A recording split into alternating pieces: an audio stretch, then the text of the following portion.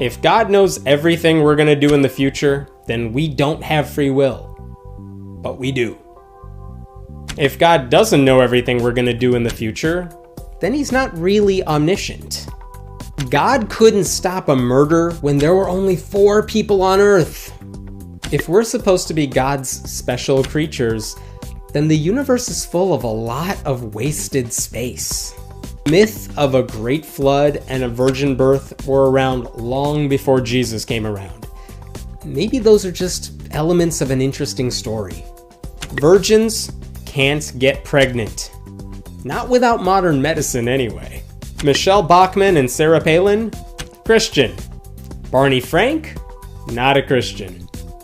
God seems to agree with you about everything. Isn't that a coincidence? And isn't it also a coincidence that God seems to agree with all those Christians who also disagree with you? If you ever wrote a book with that many contradictions in it, your publishers would have to pull it from the shelves. If God made us in his image, why do we have vestigial body parts and organs that often fail? 99.9% of all the species God ever supposedly created are extinct. How many do-overs does God need? God doesn't exist because I said so. What, you don't like that reason? Because that's the same reason a lot of parents and pastors give to children to convince them God does exist. The Holocaust. The proof people give for why God exists is so often based on their personal experiences.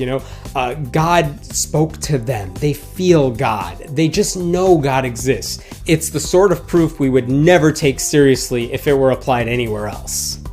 Too many of God's followers, using Bible verses to support their beliefs, have made life worse for other people.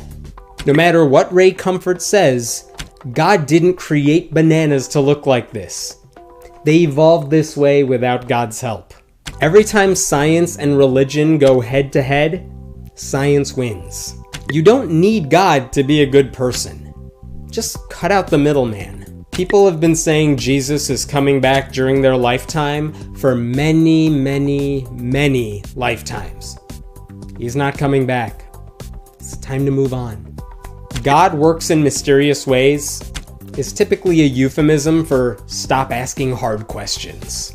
Between tornadoes in Oklahoma, droughts in Texas, and hurricanes in Alabama, there sure are a lot of natural disasters in the places that God supposedly loves.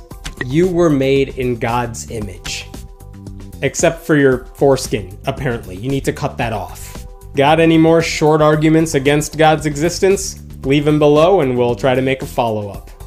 My name is Hemant Mehta and I write at friendlyatheist.com. Please leave a comment below and we'll be sure to check it out. And don't forget to subscribe.